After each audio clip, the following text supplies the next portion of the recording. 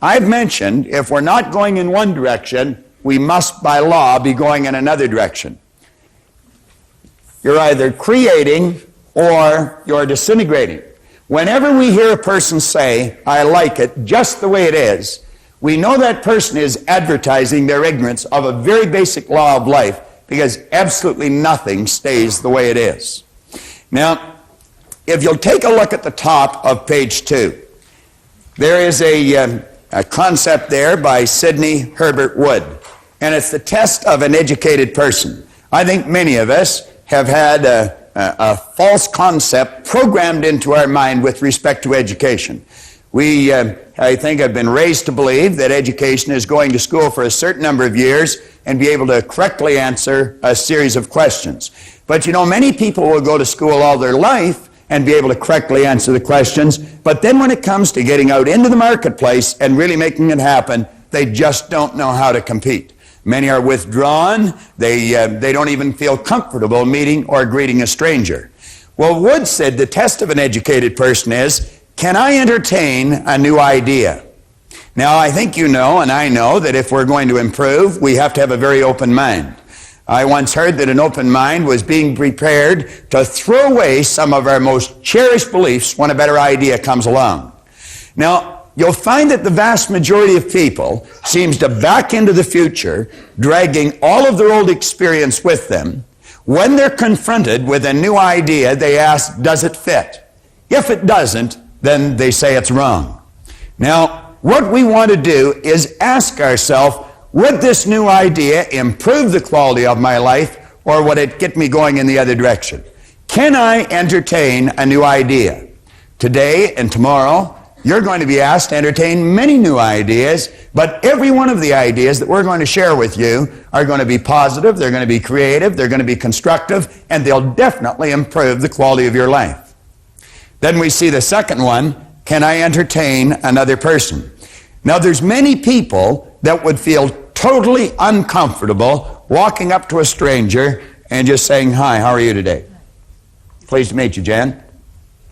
Now, do you know some people, when it comes to meeting a person, their head is down, their hand is wet, they're shaking inside, their heart is pounding, and they only do it because they really have to. They would just as soon pull away from the new person. Now, that individual has not learned very much, if anything, about themselves, because we should feel totally comfortable meeting anyone, anywhere, at any time. And then he asks, can I entertain myself?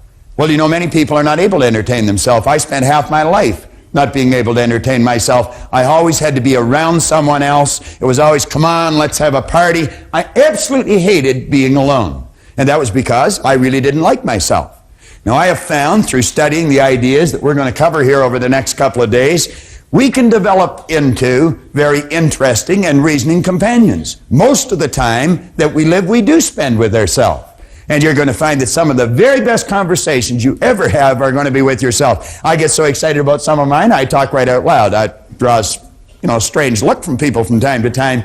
But you get such great ideas going in your mind that you just can't help it. Now, here in the first paragraph, we say that this program, You Were Born Rich, is based on the premise that you have rich resources lying dormant within you.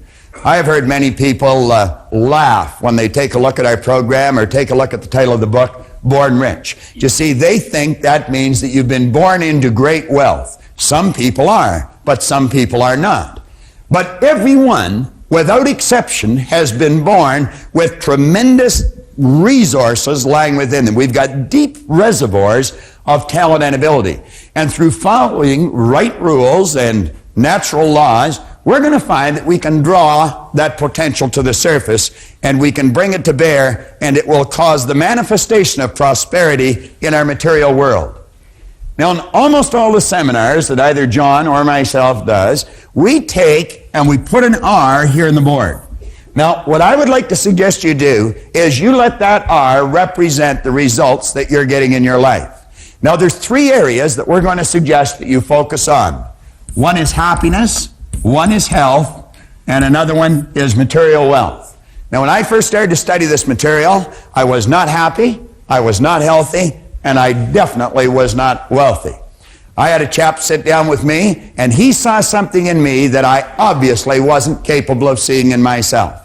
His name was Raymond Stanford, Raymond Douglas Stanford. In fact, I named my son after him, Raymond Douglas Proctor.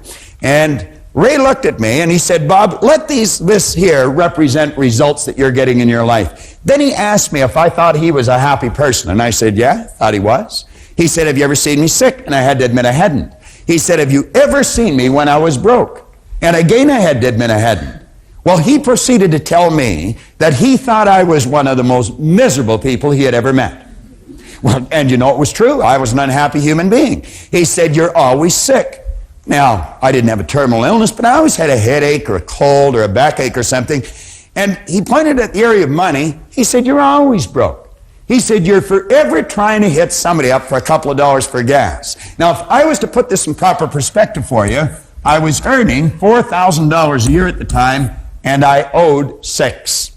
So do you see, I wasn't really interested in being happy or healthy at the time. I figured if I could just get this money problem straightened out, everything was going to be great. He proceeded to tell me that there were certain laws governing happiness, and if you follow them, you can just keep getting happier and happier. That sounded a little foreign to me, but that was his opinion. And he pointed out that you and I have an ingenious system built within us to keep our body in excellent working order. And then when he talked about the area of money, he said, you know, he said there's exact laws governing wealth. And he pointed out, he said, this stuff cannot talk, but it can hear. And he said, if you call it, it'll come. Well, I can assure you, I was ready to yell at the top of my lungs. I mean, if there was anything I wanted, it was some money. I figured it would take the heat off for a little while. Ray suggested that I go out and buy this book. It's Napoleon Hill's book, Think and Grow Rich. And you know, he said there's a secret in this book. And he said if you can find the secret in the book, you can have anything you seriously want. Now, you take a person that's unhappy, not very healthy, is in debt, you'd have a difficult time accepting that. I was 26, and I just couldn't accept the idea. But as Ray said, your way's not working, why don't you try his? And that's what I'd like to suggest to you today. If you're not getting the results you want, your way obviously isn't working, why don't you try ours? Now, I often mention that John and I have got license to brag about every idea we use because none of them are ours. We don't claim that we've originated these ideas. In fact, we openly admit we haven't. We've just gathered them from books here and seminars there and great teachers all over the world. And what we've done is put them together in an organized, coherent manner. So if your way is not giving you the results you want, I would suggest that you take a real serious look at these ideas. Now, I looked for the secret and I couldn't find it, but I found in one place here, he said, a peculiar thing about this secret is that those who once acquire it and use it find themselves literally swept on to success with but little effort, and they never again submit to failure. What a marvelous promise. He said, if you doubt this, study the names of those who have used it, wherever they've been mentioned. Check their records for yourself, and you'll be convinced. Now, he lists upwards of 100 names here. He's got Henry Ford, William Wrigley, James J. Hill, George Eastman, Theodore Roosevelt. He goes on here, John D. Rockefeller, Thomas Edison, Luther Burbank, Woodrow Wilson. How could I relate to any of those people? I couldn't relate to them. But you see, in that first part, he said,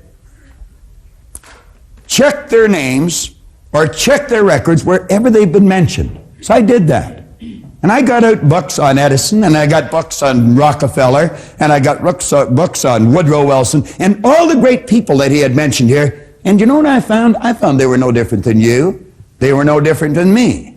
Many of them had very little formal education, which made me feel fairly comfortable because I didn't either. Many of them had very, very rough roads to start on. But I found out we were essentially all the same. Do you know what was different? The results they were getting. And as I studied on here further, in his chapter on persistence, and he mentions that persistence to the quality or to the character of the human being is like what carbon is to steel, he said the only thing that he could find in Edison or Ford that he never found in everyone else was persistence. They'd get a hold of an idea and they'd stick with that idea. And I look back in my own life, and I never did that. I'd try something a couple of times, and if it was rough, I quit. I'd have people saying, oh, Bob, why don't you just give it up? I'd say, yeah, you're right, and I would. Now, you see, the people I was mixing with, they were losing too. I never stuck at anything. So I made up my mind, if I ever found this secret, I'd work it right until I died. Now, I did find the secret. It was in 100 different places in the book, and it was simply sit down, decide what you want, write it on a card, carry the card in your pocket, and read it as often as possible every day. Now, keep in mind, I was earning $4,000, I owed $6,000. I was sitting in a fire hall at the time, and I wrote on the card that I was going to have in my possession by New Year's Day of 1970, $25,000. Now, I wrote that on the card in 1960.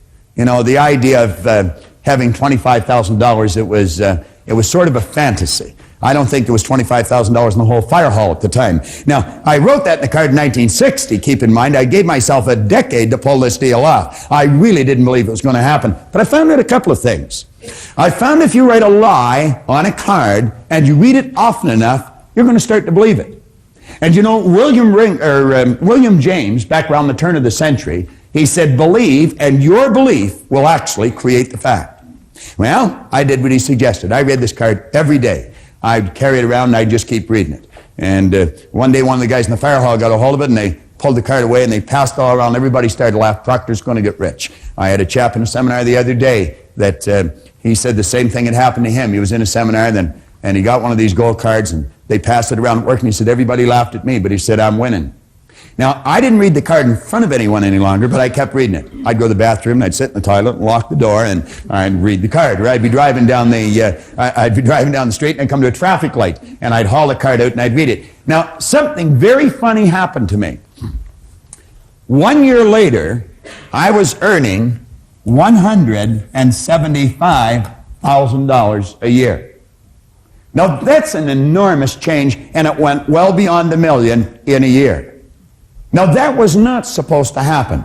See, everything I'd been taught since I was a little boy indicated that if you don't go to school, you can't win. If you don't have business experience, you can't win. I had not gone to school. My second month in high school, they asked me to leave. I'll never forget how happy I was when they made that decision. As I look back, they were probably much happier than I was when they made that decision. But here I was, I was 16, I had very little knowledge, I had absolutely no skills, and at the very best, my attitude was poor. What chance did I have? I really didn't have any, but I didn't know that. And so I just bummed around from job to job, in and out of the Navy, in and out of factories, in and out of bars, mostly in and out of the bars, until I was 26. Here I was at 26 when Ray sat down with me. I had very little knowledge, absolutely no skills, and my attitude had not improved greatly. But he introduced me to this idea, and I found that it doesn't matter what's happened in the past. You may not have a colorful background, and maybe you have. You may not have a lot of formal education, and maybe you have. But it really doesn't matter if you've got a goal and you're willing to stick to it and study the laws, you're going to find out that you can win. Now, that was like an emotional impact, and I had to find out what happened to me. And so I made up my mind that someone had either written in a book or they were talking about it. And I made up my mind I'd read every book that was ever written if I had to. And I'm going to tell you, I have one of the finest libraries on personal development, psychology, the area of the mind that you're going to find anywhere. And I don't just mean library of books, I mean library of tapes and records. And I would travel anywhere in the world that I heard of a good seminar to find out more about myself. Find out more about you. Find out what makes us tick. And you know a strange thing? I found as I studied me, I understood you better. Because we are essentially all the same. And that's just sort of the way it works. This seminar is nothing but the culmination of all that study. But it wasn't just study, it was a lot of practice, a lot of painstaking study, and an awful lot of experience. And John and I have seen great changes take place in our own life, but better still, we've seen phenomenal changes take place in the lives of the thousands and countless thousands of people that have studied these seminars. We've done these seminars as far away as Takapuna, New Zealand. We've done them all over the United States, every state in the United States. And we've done them all across Canada. People in England are studying this right now. As a matter of fact, this book, BornRich, is being read in Russia right now. That's a fair distance away from here, and it's a lot different philosophy than most people in that country are used to. Now, we point out here that material wealth is a normal and a natural state for you to live in. Intellectual comprehension, come down to the third paragraph on page 2. It's vitally important. Intellectual comprehension of this program is not difficult. In a relatively short period of time, you will be prepared to correctly answer a battery of questions about this BornRich program. If you read it, memorize it, you could answer almost any question in it. But that doesn't mean that you're going to win. You could very quickly say, I know. Someone mentions something, we'll say, I know. I know somebody that says that all the time. Doesn't matter what you say to her. Vera says, I know. All right. Now, knowing and doing are poles apart. And I point out in 2 or 3 places in the book that reading and memorizing are not going to make you successful. It's the understanding and then the application of wise thoughts that count. You must understand the idea, and you must go out and act on the idea, regardless of how much your old program wants to hold you back. You've got to bust out of that shell and do the thing that you've got to do. Now, John Ruskin here gives us an excellent concept on education. He said, education does not mean teaching people what they do not know. It means teaching them, showing them, leading them to behave as they do not behave. Now, the compensation that you're going to receive for following the ideas that you're going to be studying for the next couple of days is absolutely incredible. I could do nothing but keep expressing great ideas when I talk about the good that can come to you. You can do anything you want. You can have anything you want by following these ideas. Now, I choose to believe that every one of you wants something. Way down deep inside of you is a dream. And every now and then that dream floats to the surface of your conscious mind. And when it does, you quickly push it out and you say, I can't do that. Now, the truth is you can, you just don't know how. And if you can get that straight in your mind, I'm going to tell you, you busted out. Now, Vernon Howard one time pointed out in a magnificent book, Mystic Path to Cosmic Power, you cannot escape from a prison if you don't know you're in one. You cannot escape from a prison if you don't know you're in one. Well, I think we're all in one to some degree. But that dream you've got that comes to your mind, I would suggest you look at it real carefully. I was given a cassette tape by a gentleman in a seminar that we were conducting a couple of years ago, and it was a copy of a speech made by a minister out of Minneapolis. And there were a couple of lines in that tape that were absolutely incredible. He said, the saddest thing when he's officiating at a funeral is not the death of the body, but the death of all the dreams. It's that house you were going to build and never built. Maybe that car you were going to get, never got. That trip you were going to take and never took. The business you were going to start and build, but never did. Well, the saddest thing is not the death of the body, but it is the death of all the dreams. We've got to do what's inside of us. Let's not go to the grave with the music still in us. Now, as we go through this seminar, John's coming on in a minute to lead you through the part about proper use of the seminar. But as we go through it, understand this. If you do not direct all of the information you're going to hear towards a specific end, the information will probably be rendered useless. So what I would suggest you do, as John's coming up here, just jot down in shorthand, in your book, anywhere on a blank space, that's something that you want. And look at the quote on the bottom of page 2. Ralph Waldo Emerson said, do the thing and you'll get the energy to do the thing. Do the thing and you'll get the energy to do the thing. Don't wait. Start right now whether you're ready or not. Just say, I'm going after it, I'm going to get it, and your present circumstance has got nothing to do with where you're going. Later on in the book here, you're going to find that there's a quote by a magnificent author. He said, your circumstances may be uncongenial right now, but they will not long remain so if you perceive an ideal and strive to reach it. Now think of that. You may not have much money. Your social life may be in a bit of a chaotic state. Maybe your business isn't going the way you'd really want it to go. He said, your circumstances may be uncongenial, but they will not long remain so if you perceive an ideal and strive to reach it.